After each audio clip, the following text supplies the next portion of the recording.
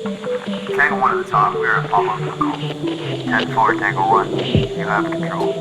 Tango 1 copy. Stand by. Stand by. Integrity, passion, resilience. That's what this place was built on. That's what our community is founded on.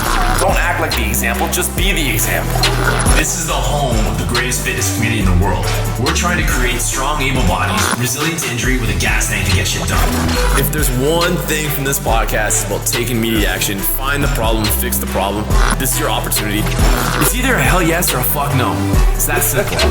You're ruining the Tango 1 podcast. Now is the time to take action. Now's the time to do more and be more.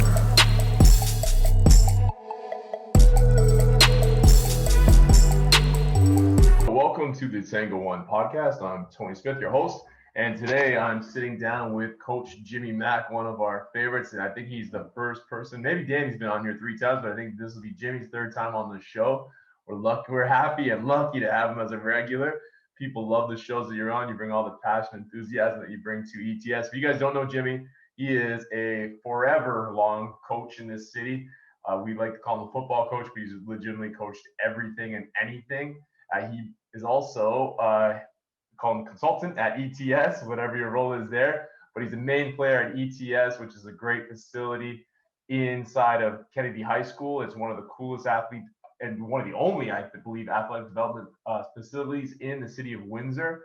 And we are just lucky to have him. He's a wealth of knowledge, and looking forward to chatting with Jimmy today about all kinds of stuff, from our recent lockdown to some of the mental health ramifications that we might not be noticing, but Jimmy's seeing in the high schools, and training philosophies, mentality athletes, all that sort of thing that we love to get into. So let's kick it off. Welcome to the show, Jimmy. Hey, thanks, Tony. It's always a pleasure to be here. Love chatting about strength and conditioning, personal well-being, everything in that sphere of or that realm of conversation. Cool, man. Let's start on business a little bit. So one thing, man, ETS really dialed it in and decided to go pretty much all in on the athlete development, which is always kind of where your niche has been. But I think, as always, I said the same thing to you guys when I opened my business. I was doing boxing in here, I was doing some Pilates, and then when I really dial it into I'm here to make adults into athletes and make them stronger and healthier, things really started to rise for us. So what was the kind of switch you guys did? Because you guys just seem like you're off the hook busy before this lockdown happened. Yeah, we have over 40 people on a waiting list here now, and they're all young athletes. And I think what prompted that was, your first year in business, you're just trying to keep the lights on and whatnot. You're trying to cast a big net to get people in here and expose them to the facility, expose them to a different type of coaching. And then when that first lockdown hit, kind of a meeting we had, we just said, you know what, when we come out of this, I think our specialty is obviously based on our background, based on my background, is working with young athletes. And we thought from a business perspective that there was going to be so many people in the area that were, trying to grab those adult clientele that we just said, why don't we just carve out a specific niche for ourselves where we're basically only working with athletes, from youth athletes to professional athletes and everything in between. And it seemed to work very well for us, I think, because we weren't trying to be something we weren't. I'm not trying to be something I'm not. I'm, a athletic coach. Do I have the background to get somebody to lose 20 pounds? Yeah, probably, but it's not my specialty. It's not our coach's area of expertise, and it's not our background. So I think that once we stuck to, who we were, that it's really made all the difference in the world. And we can see it with the membership clientele that's in here. That's amazing. So it's kind of just stay in your lane and stick to your guns. And do you find that are you tempted with that waiting list to open more times and do more things? Or are you just really happy to kind of be where you're at and, giving the people that you can the best opportunity? I think sometimes it's enticing to, open the doors and jam it with people. And obviously we're restricted by the COVID 10 people per hour guidelines. So that didn't allow us to do that. But even still, I think that sometimes when you water down a product and expand too fast, that the quality of coaching, the quality of the experience that the athletes are getting here sometimes suffers, and you have to have the infrastructure in order to, handle that increased capacity. And we just weren't there yet. So our only goal right now is serving servicing the members and athletes that come in here every day and make sure that their experience is as elite as possible, so that when we do have the infrastructure in place and when we do get to the next stage of these COVID guidelines, that we are able to handle that from a functionality standpoint and still giving people the elite experience that they come to, expect when they come in here. Very good, very good. And so now let's lean into those youth athletes a little bit. So what I know you guys do service some adult athletes, some pro athletes, and college guys who are off playing minor hockey or pro hockey, just to name a few. But the youth athletes, you're working with them all the time. What did you find? Because I'm hearing from parents too that like a lot of these teams are really struggling more than I would have thought a team would be struggling from lockdown. I know you're a parent too, so I'd like to hear your perspective on that, or maybe shed some light on that.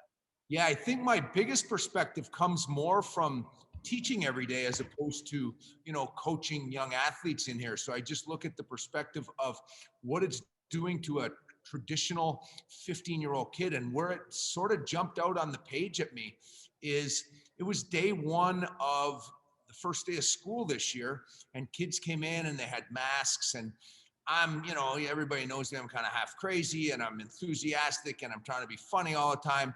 And it was day one, and I was like, oh my God, I didn't even make these kids laugh. They're just sitting there like zombies. And I'm thinking, maybe it's, a stoic group, or this group is just kind of boring. And then the next class, it happened again. And I was like, oh my God, it kind of dawned on me that because they can't see my facial expression, they are less likely to be laughing. And then the second thing that dawned on me is, I think when you laugh, we're social creatures. So if you and I are talking and you say something funny, my laugh or my smile is positive reinforcement telling you that I appreciate, or, I'm appreciative of what you said. But when you're hiding behind that mask, you just naturally, subconsciously tend not to smile as much.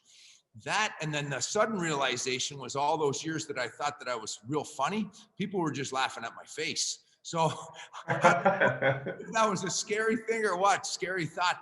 But no, when you put that in perspective, like all of the studies that show how important laughter and smiling is for the endorphin release in your brain, like it makes you happier to laugh. And when you're hidden behind a mask and you can't see people's facial expression, I think that plays a role in a person's outlook and a person's overall sense of happiness. And then the second thing is they are now spending so much time online that you do not have to socially interact with anybody. You don't even have to physically raise your hand to answer a question. You just click a button and your hand raises on the Microsoft Teams app, and the teacher calls on you. That teacher doesn't even see your face. You could be tucked under the covers. And I think that plays a role in people's outlook. Yeah, I'm finding that, when I teach culture and team building and things, and one of the things I always hit on is also like goes with your smiling, what you're talking about with smiling is that touching somebody, like just putting your hand on somebody's shoulder and saying, hey, Jimmy, how you been? Or, Yeah. Great to see you. That builds such a connection. And I'm finding that like that's obviously missing because people are kind of get freaked out when you do it these days. I'm doing it naturally just out of habit, patting somebody on the back or grabbing their arm or, giving them the fist bump. But, and then with the smiles, I'm finding that, man, when you're coaching, and I know you're maybe even worse than me in terms of bluntness and like very, people don't see the kindness in your criticism. Like, stern kindness is like, it's in the mission statement of the Garage Gym. And, I go by and I give somebody some stern kindness, but they hear the stern, but they don't see the kindness in my face. And that's kind of where I'm trying to adjust my coaching personally. Yeah, and if you do any research on body language, like 90% of communication is nonverbal. So it's not what you say, it's how you say it. But in the meantime, part of the interpretation of how you're saying that is the other person's reading of your body language. And your body language can't be discerned because you're hiding behind that mask. And then you're not even getting feedback in terms of, is this message getting across? Did I insult that person? Did I, kind of go too far? Because you can't read their body language either. So it's even a two-way street. As a coach, you are limited by your ability to understand if your message is being received. And then the receiver, they're at a disadvantage because they don't know the true intention because they can't read your body language. I think that the side effects of this are going to be occurring amongst our youth for years to come. And I don't want to seem like this, doomsday prognosticator, but I don't know what the side effects are, but I think they are real. I really do. Yeah, I did a talk in high school a few weeks back, or maybe a month ago now. But one thing one of the points on my talk was, I feel like one of the things, because it was actually about business and the kids asked me some great questions ahead of time. I was ready to answer them. So when I got there, I said one thing about, that I find with the youth is you guys, this age group is so accepting of cultures, genders, sexuality, everything. That is such their advantage to our era, But their disadvantage is the lack of those, communication skills that are nonverbal. Yeah. And then I go on there to give this lecture, and I was shocked because I don't do this for a living like you do. I get on there and all the screens are off. Oh. There's no impression being made on me. There's no contact. There's no anything. I was just so disappointed in that. I know you can't speak for the school board. What is the reasoning behind not making them have that on? As much as I hate it, I understand it. So day one, I told the kids, listen, and like I said, I'm blunt, and please take this in context for anybody that is listening that doesn't know who I am. Like, first day, I'm like, listen, you don't put your screens on, or I'm going to choke somebody on here. And, and I was kind of being a little bit facetious, and people understand that I'm just joking around. But at the same time, we have a Muslim kid in the class, and he says, I can't turn the screen on because my mother doesn't have a hijab on. So I'm like, you know what? There's the right power. I understand that. I get that. From a school board perspective, and I can't speak specifically, like, do I wish every kid had their camera on? Absolutely, I do, because I think it's important. But I understand 100% why they don't, because God forbid, a 10-year-old kid and I'm sitting at home and my camera's on, and, my dad comes in the background and he's got no shirt on, or maybe my dad's half drunk in the background. You just don't want to put those people in that situation. And maybe a kid's embarrassed about where they live. And they don't want people to see where they live.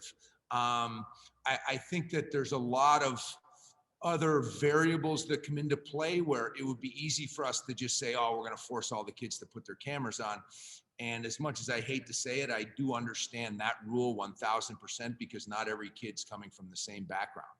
Right, and I think that's what gets lost sometimes in communities like mine, like living out here in Amherstburg. Now that there's no people that are, in need of help, or that live in homes that maybe we're not used to, is that part of it, right? That the homes I used to go in as a police officer, where you understand where some of these kids are coming from and why they are struggling in school, and then you're also amazed at how some of the kids are doing so amazing.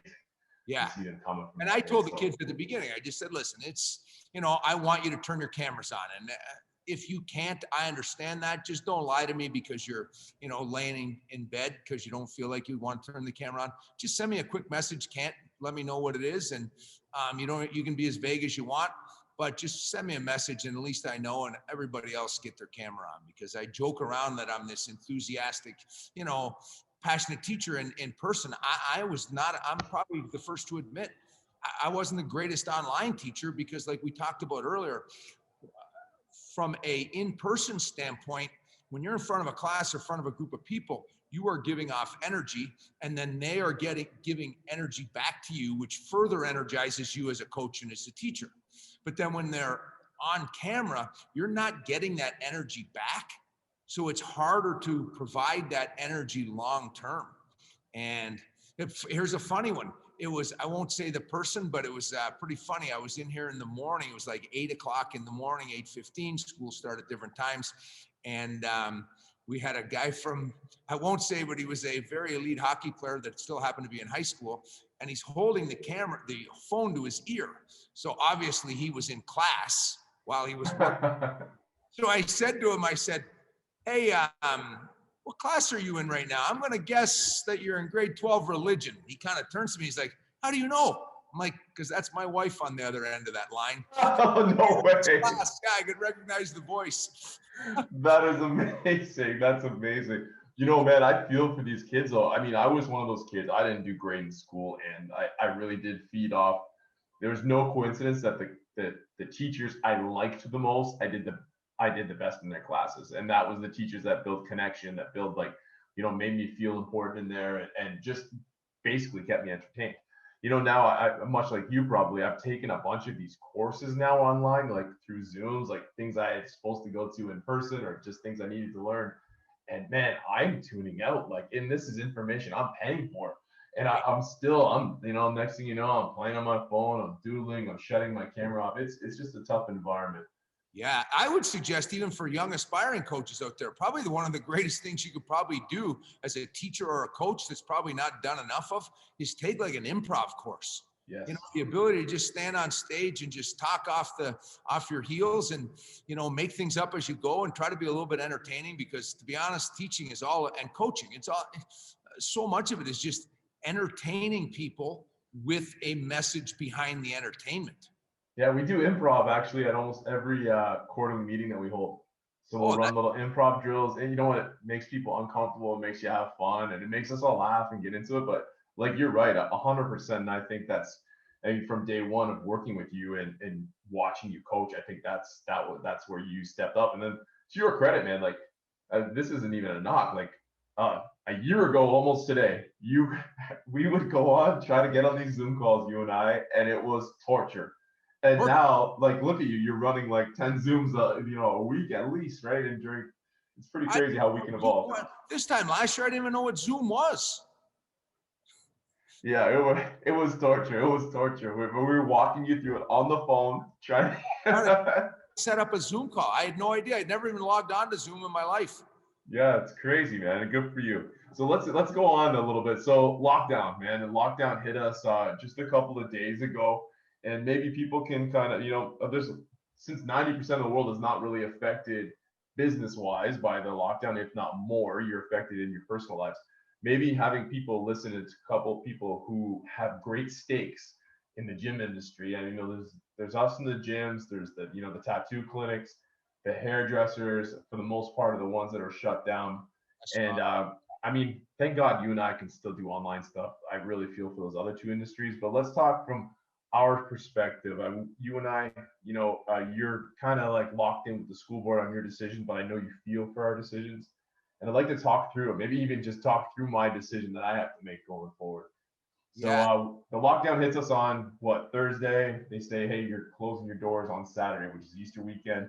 This thing's going to be put out tomorrow, so it's pretty much going to be on time.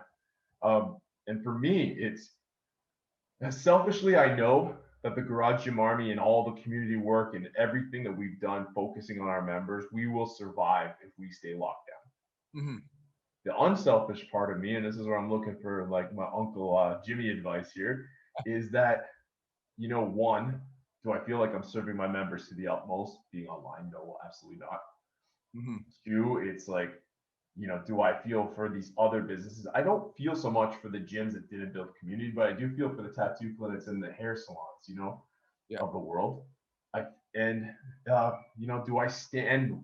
Three, biggest one for me, being a former police officer, I've seen fucking murderers get off because their charter of rights was violated. Yeah. And my charter, your charter, is being violated, in my opinion. Yeah. It's such I don't come on here. I'm a gym teacher at the end of the day. I'm not a doctor. I don't have the answers to all this stuff. That's for sure. But I do know that it's unfairly targeting certain businesses. The fact that I can't go to a haircutting place and the haircutter, it's a meme that's all over social media. I can't go to a haircutting place. The haircutting person can't come to my gym, but we can both go to Walmart. That these big boxes still continue to be open because of the political lobbyists that they have via the government. That would be one thing. And I think ultimately it comes down, there's a quote that says, rules without relationships creates rebellion. And if you create rules without establishing relationships, you are going to have rebellion on your hands amongst the masses. And I don't think that relationships can ever be created if one group is being unfairly treated as compared to another group. And I think that all of these, local industries that are owned by, families and single people and people just that are not part of a corporate infrastructure. These people are trying to pay their mortgages and they're being taken advantage of. So I think that that's why there's such a rebellious attitude. And I do think that if the government just said, kind of like did what Italy did and said, you know what? Everything's closed. You have one day, get groceries. It might be a little bit crazy. You got to get 4 weeks worth of food. Everybody buys their own food for their family, comes home, doesn't be hoarders, doesn't, try to be selfish, but every business is shut down. Walmart, everything, with the exception of drugstores in case of prescription and medical supply places. I do think that gym owners and restaurant people would be more willing to take the bullet, so to speak, if they saw every other business treated equally, but they're not. They're not being treated equally. Car manufacturers, tell me what a car manufacturer is for essential services. They're only open because of the political lobbyists that are the, CAW, which, I'm not trying to close Chrysler down, nor do I have the capacity to do, but I do think that small mom and pop, single people industries are being unfairly targeted in this. 100%, I believe that. And that's what I'm on board with you there, and I am one of these people. And I just had they closed, even the first 2 times they've done this, had they closed everybody, I would not be as upset, right? I would understand that we're doing our part. Well, we're not all doing our part now. No. And to make matters worse, you drive by houses and you're seeing, like, that's where I get real angry with just your average everyday person as well. It's like, man, I am closing my business. I am putting my family at risk. And we can't even get everybody to follow these other rules, whether you agree with them or not. And I'm not an anti-mask. I'm by far, I'm the least anti-police person in the world. Like, but there's a certain point now I need to make a decision. Like, do I open my doors? Because I know with what I said earlier, with the garage army being strong and being able to stand behind no matter what, if I open my doors, I'm actually putting my business more at risk. Yes. So for me to do what I think is morally right, opening the doors, I am opening myself up to massive fines. As much as I know my members say that they want to come in, will they continue to come in if they only get one? Once somebody gets an $800 ticket walking out of the door. The other thing that's always been in my favor is, being in the busiest corner in my little town and being the only gym in town. Yeah. And being an ex-police officer. Now I know, and with your brother being a cop, that if the police come to my business, they will be ordered. They will not have discretion. They will be ordered for somebody above. Cover your ass so it doesn't look like they're showing favoritism on my behalf. And so I pretty much know I'm getting tickets. I'm going to I can't be everywhere, so my employees are going to get tickets. I just don't know that I can risk putting, now I'm putting the people I care about most, my team, my family, and my members at risk if I have to. And I think that's a farce to believe that none of these things will hold in court. Like, everybody's going by that. And I believe that it is a charter violation, but they've also, the province has some fucking pretty expensive lawyers, I'm sure, that are looking, they know about this thing, right? And they're trying to build a case, and we won't know until it gets to high court. So if you open your doors, you better be prepared to take fines and actually pay them at some point. Yeah, I don't know, like, definitely, obviously we have, ETS has got a relationship with the school board, and that's not something that we're willing to even go down that road. But I think from a business perspective, if you looked at it from a long-term, it's all, every kind of decision you make is risk versus reward. And I think that the risk is obviously incredibly high. The reward for you would be to continue to service your members, but I think that you're doing that in a different capacity, although it's not to the same level as having them in there. But if you were somebody that figured, you were a gym or a restaurant or a tattoo or a hairdresser, that if I can't do this in the next month, I'm out of business, then that reward is survival.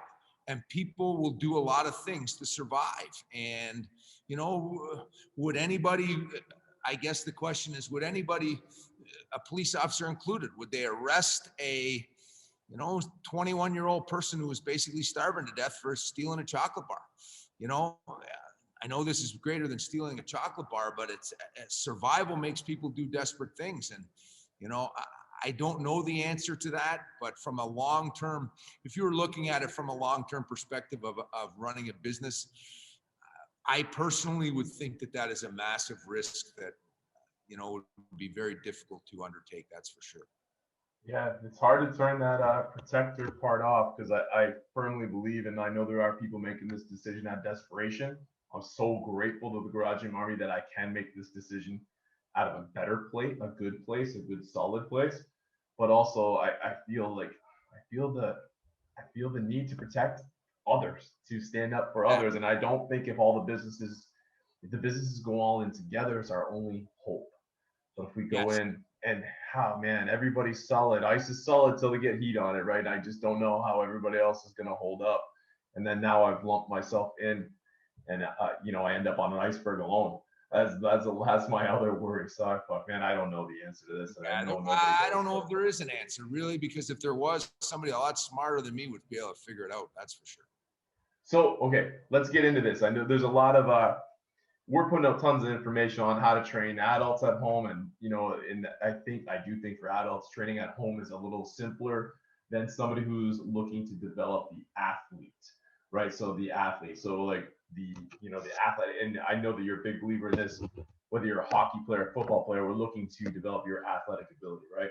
So what can people do to continue to develop their, you know, as an athlete? So I'm a young athlete, or I'm, you know, an older athlete, forced to train at home. What are some of the, you know, your cuts that you might be making, your workarounds? Yeah, what we did is we have an app called Team Builder that we have outlined programs for all of our members. So it's a free app that we've provided for everybody. And then what we do is we've kind of structured it so we've taken the big umbrella is at-home training. And then we can subdivide that app and provide workouts specifically for power athletes. So if you were a offensive lineman, a javelin thrower, a baseball pitcher, a baseball catcher, there's one component of workouts that we're going to focus on through this 1 month that you're home. If you are a youth athlete, we can have, you know, a little bit more basic type programming for those people. So that's how the app works. But at the end of the day, it's 4 weeks. You're a youth. You're not going to make or break your athletic career in 4 weeks. But what you can create is foundational habits of still continuing to work hard every day. And those side effects are going to carry you over in all realms of life. In terms of what you should do at home, I think that you can sprint. One of the big things, that underrated things that you can do at home is run sprints. Now, obviously you have to have a, you know, foundational level of training in order to do that. Second thing, even if you don't have any weights at home, use household objects. You can do goblet squats with lawn fertilizer. You can find a big rock and lift it over your head. You can do jumping exercises where you're landing on one foot. You do a broad jump to a vertical jump. There's an explosive activity right there that you can do. You can do push-ups. Just take the push-up, for example. You can do push-ups where I come down for 5 seconds, pause for 5 seconds at the bottom, come up nice and slow for 5 seconds. I can come down real fast, up real fast in a push-up and make them explosive. By changing the tempo of the exercise is probably your greatest weapon that you can use at home if you have limited equipment. Just slowing an exercise down, causing your muscles to have more time under tension. That is one of the big things. And then just doing physical activities that require explosive movements, doing broad jumps, vertical jumps, skater strides, landing on one foot, landing on 2 feet, etc. You know, so it's great that you say that. I'm a huge believer in the explosive movements, that the broad jumps. That's really what we use with our athletes. And like, I do believe that you and I are too, and you know, I'm in my 40s, you're in your 50s now. I don't want to hammer you, right? But we're both guys who still incorporate jumping into our programming, because I don't believe that you really should lose the athlete part of you, right? Like, and the time under tension, this is a cool story, is that we really put a massive focus on tempos on our last block of closure, and doing a ton of those push-up tempos, goblet squat tempos, rows with tempos and holds. and people came back and their bench press went up. You know, we're a gym that measures bench press, squat, deadlift. Like, we're not powerlifting gym, but those are the three that we base our programming off of. And it was unreal. I was telling people that, and I believe it, but I didn't think it would translate into the bench as much as I did. I knew it would translate into the look, the feel, and keeping them strong, but I didn't think it would actually increase. It was pretty cool to see.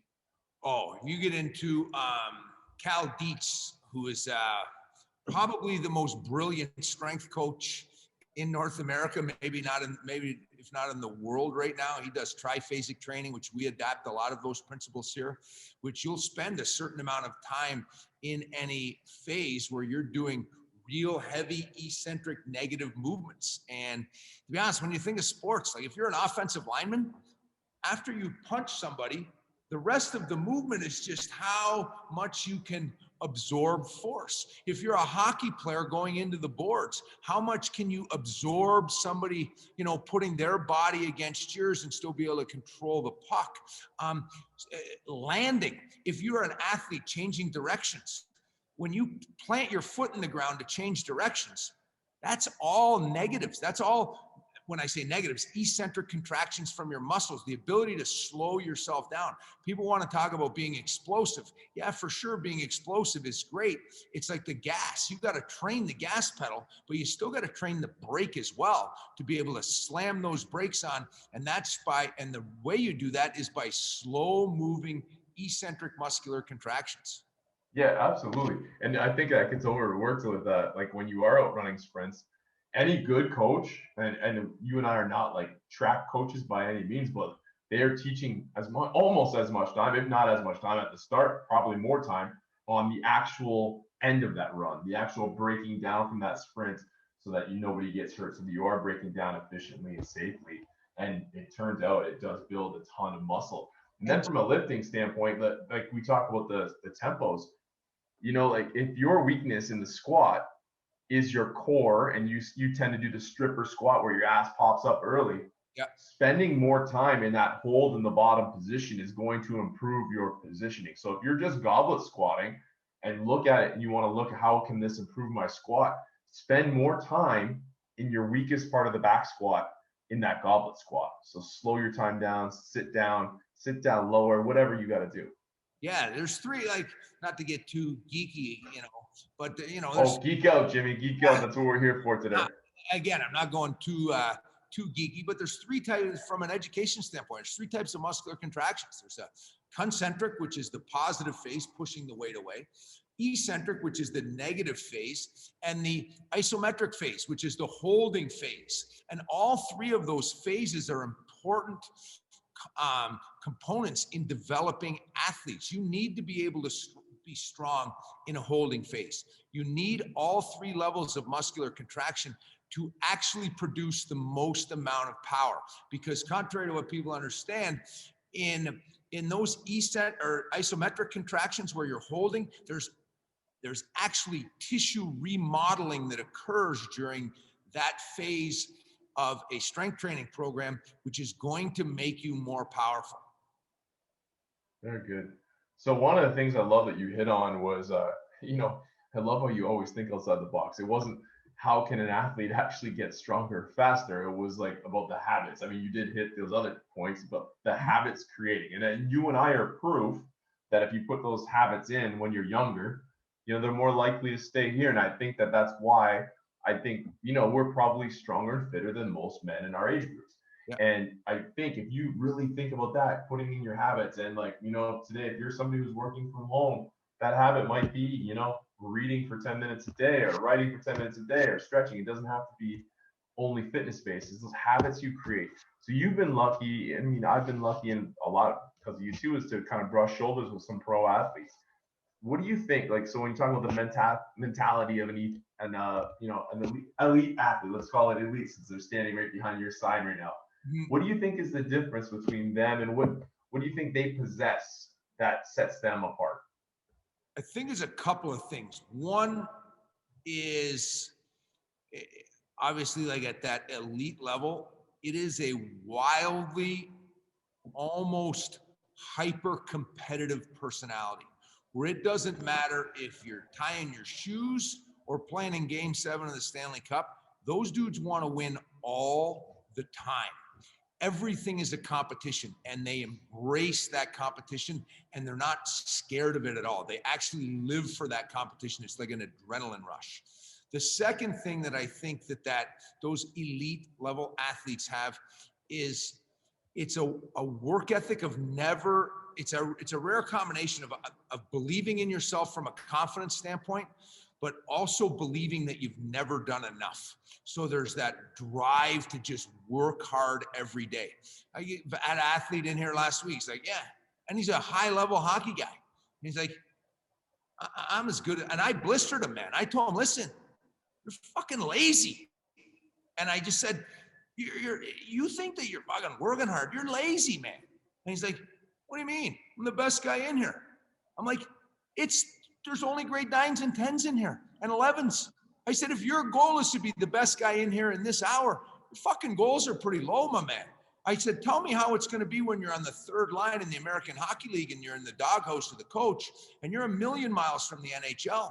I said, how are you going to overcome that adversity and continue to battle through that? Well, the only way to do that is through incredible work ethic and drive to be successful. And the people that end up falling along the wayside, I find are people that never really had to deal with that adversity growing up.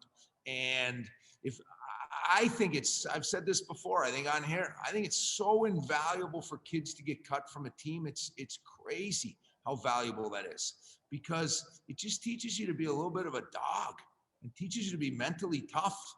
Because so often, especially with youth athletes, they're on this like, everything's good until it's not. And then when it's not, they don't know how to handle it. Talk with Luke. Ask Luke about how it was not getting drafted in the OHL. You can joke with Luke about the Super Bowl. You can't even joke about that guy not getting drafted in the OHL because he gets fired up. He gets fired up. He's so mad about it. Like, you fucking tell me there's that many better hockey players than I was at that age. He's mad because it's literally, it's that competitive drive, and he's got that chip on his shoulder. And every great athlete has a little bit of a chip on their shoulder. And it's either to make the league, then when you make the league, that's not good enough. Now I got to stay in the league. And now to stay in the league, that's not good enough. Now I got to be on the first line. Now if it's the first line, now I got to be the best in the top 5 in the league. If it's top 5, then I want to be the best. If I'm the best, like Connor McDavid or, one of the other guys that are in the league right now, they want to be the greatest ever. And it just never stops. And it's a mentality, and you can create that mentality, but it takes an awful goddamn lot of work. Yeah, sometimes do you feel, for me, not that I'm a pro athlete, but I know that I think we have a lot of that, like wanting to be the best all the time. And for me, sometimes I think it's to my detriment. I mean, yes, does that drive those guys to play in the NHL? Absolutely. But now let's talk about your average everyday Joe, like you and I, is that it's sometimes I find it very hard to be satisfied. I find it very hard to appreciate, fuck man, we raised 170 grand that day that we all got together, and I wanted 200, and then the next time I'm in, like, it's just like, and it wasn't even, and that's something I'm really working on from a personal standpoint, is like at least spending a day or two, to appreciate what you've done without wanting to constantly, I mean, my slogans, do more and be more, and I feel like I'm always in that mode. Do you struggle with that? Oh, all the time. Appreciation for me sometimes is tough, and you almost have to, I hate to say schedule it into your day, but I've never done it. I would imagine it would be incredible to do, spend 5 minutes a day doing a gratitude journal where you're just grateful about the things that you have in your life. And, sometimes you forget that when you're on this constant quest to improve.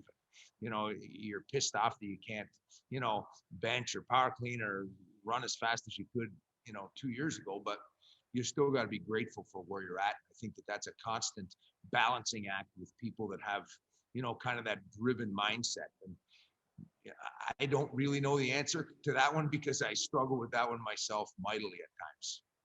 Yeah, no doubt, says the guy who works all day and then works all night. So in a thriving business and constantly has, like, if you guys are listening to Jimmy, I've been around this guy a lot. This is the energy that you are constantly bringing to the table. It's awesome. So I'm going to read an ad real quick. Speaking of people with good energy, it's Murray Insurance. This episode of the Tango One podcast is sponsored by them. Murray Insurance and Financial Services in Kingsville, Ontario. They are Southwestern Ontario's #1 ranked Desjardins insurance agency by their clients, and they are owned by the Garage Gym's very own OGs, Ian and Kara Murray. Ian and Kara's team pride themselves on the many of the high standards that our Garage Gym members and elite ETS members have come to expect. They are experts in the industry with a combined over 100 years of experience. They're the best customer service in the industry, including claims concierge service, which is exclusive to their clients, and they focus on community. They are a one-stop shop for everything to protect you, your family, and your assets with the best policies in the industry.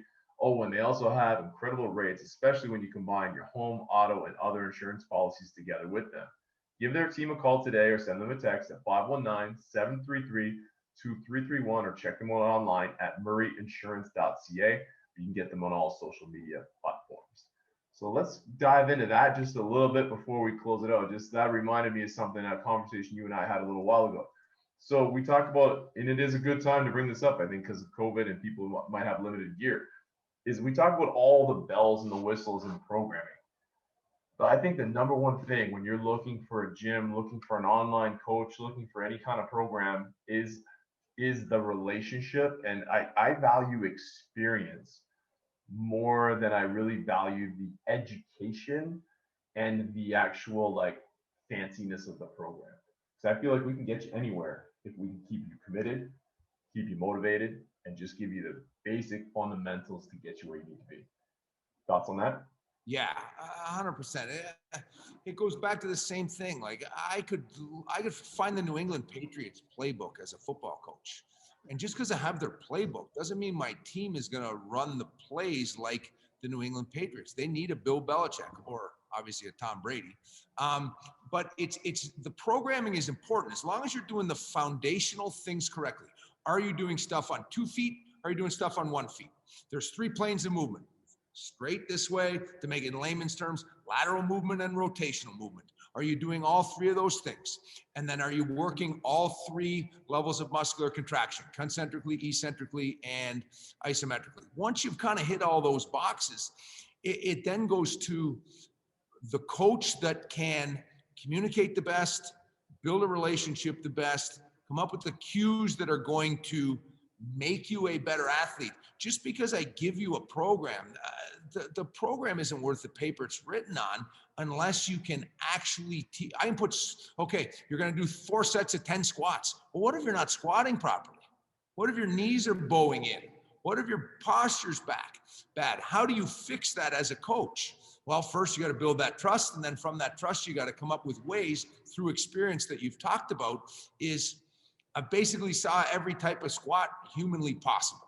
And, you know, for this type of squat, I have a coaching cue here that I use for squats with tape. I just dropped one. But, you know, when the knees cave in, how do you fix knees caving in squats? Probably the knees caving in a squat and bad posture, 2 of the biggest things in squat. If you do that consistently, you're going to have injuries if you're squatting poorly. So the difference between a coach and a great coach is who can fix that, right? Like bringing your car to a mechanic. Who can fix the car? Our job is to improve and not necessarily fix, but we want to improve the athlete at all levels. So when you bring your physical person to us, we believe that we're able to fix you posturally, mentally, and improve you in all of those realms. And that's what's going to separate, you know, a person that's just giving a program out versus somebody that's actually coaching. The amount of time we spend coaching individual movement skills is crazy. Like I spend more time teaching people how to jump than should be normal because it's just our attention to detail is critical. Where is your big toe position? Literally, we talk about the big toe position and where is the weight on your foot? Is it on the outside part of your foot or is it on the inside part of your foot? And we address those things. And it goes all the way from the head, all the way down to the toe and everything in between. And if you're not coaching every aspect of every movement, then you're not doing a good enough job. Right, and I think that's something for all you people who are out there as consumers.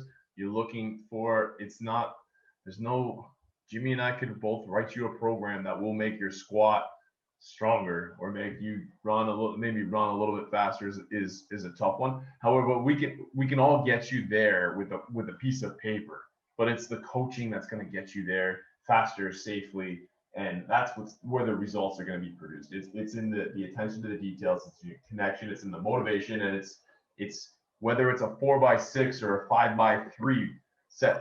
That is like, it really doesn't matter. Like, we're looking for a certain rep range, and that's going to get you stronger. It's how you move the body, and how fast can the coach fix those issues. That's another thing. Like, how fast can you fix a problem and get that car back on the road? Yeah, for sure. And it's all about, coaching cues, and you need such a wide variety in your toolbox of ability to, fix that knee from caving in, because people understand things differently. They have different learning styles. Some people, it's physically moving them into that position. Some, it's explaining a concept. And you touch on what you said about experiences. That only comes from literally thousands of hours coaching athletes. I get a kick out of these people. I got a master's degree in this, master's degree in that, and they think that all of a sudden they're the greatest strength coaches in the world. Listen, you got a lot to learn, because it's coaching. And I think back to myself, and I'm the classics. When I was 27 years old, starting to coach football, I thought, oh my God, I know so much about this sport. It's crazy. I can impart so much knowledge. I didn't have a fucking clue what I was doing. I have not a clue, man. Not a clue. I can't believe how bad I was at 27. Yeah, and I find too, when we get around so many other coaches, is, man, when you hear somebody and you go to like give your 2 cents or say like, hey, have you tried this? Especially when you're watching them do something, and their answer is, no, I know that.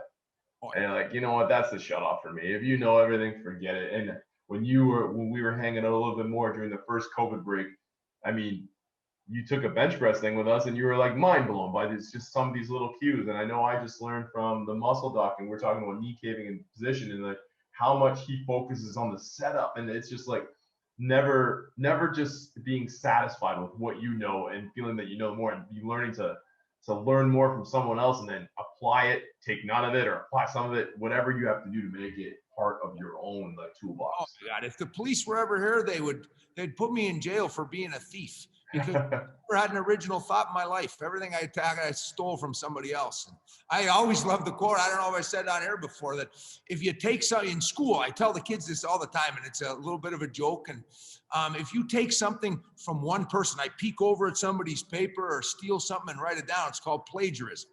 You almost get thrown out of school for it. If I steal something from a whole pile of people, it's called research. It's true, isn't it? For God's sakes. But I'm upfront about saying that, listen, I believe I'm a good coach because I've stole from more people than other people have. That I don't just take this one linear approach to this is how you develop an athlete, that it comes from a big wide net of research and being around other great coaches. That, I stand on the shoulders of people that came before me. And, that's why I think that we do such a good job, because we're so willing to credit people that have taught us along the way, and we've never stopped learning. How long have you been coaching, Jimmy? I'm 52. I started coaching when I was probably 24. So 26, 27, 28 years. And teaching, same roughly? Teaching at 27, 28 years. And it's not just coaching one sport. I've coached literally cross country is the only high school sport that's of the major sports I've coached. Badminton, basketball, track and field, wrestling, girls volleyball, football, hockey, baseball, everything in between.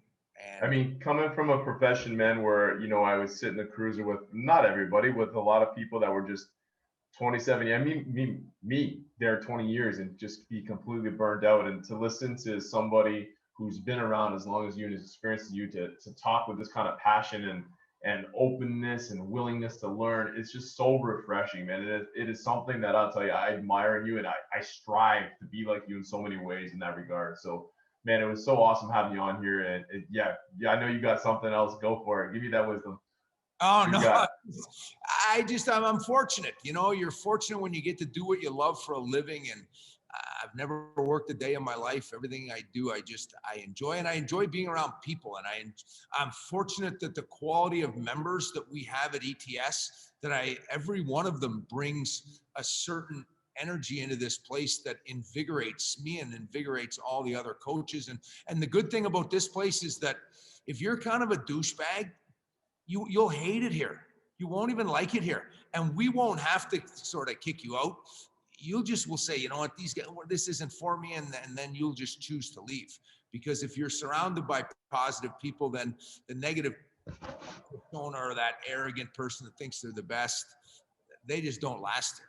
That's right. That's culture, man. This is how we do it here. In essence, that's what culture means. And I'm super proud of you guys for what you've achieved. And the best part with you guys, and I know it's likewise, you truly, like, when I tell you successes, you don't see it as a competition, and you don't see it. You're like, way to go, man. And I know, and that is the exact same feeling I have when I'm watching you guys on Instagram, and you and I talk almost weekly.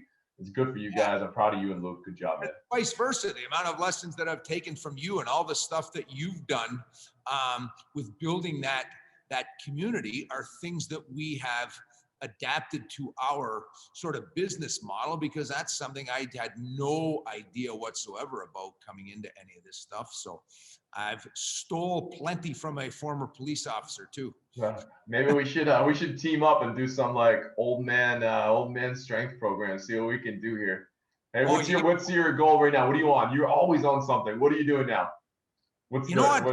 It's funny. COVID, sometimes I bitched about a little bit. Sometimes COVID's good for me because it just gets me a chance to relax a little bit and get back training. But if we got, how about we'll pick, we might have to do this offline, or I'll do it online. I don't even care. We'll pick like 3-4 exercises, and we say, okay, 4 weeks, we'll have a competition. Pick 5, best 2 out of 3 wins. You pick one, I pick one, you pick one, I pick one. Oh, boy. I'm not wrestling you, man. That's one of the events I know. And I've seen this psycho. He still got it. There's no chance. No chance.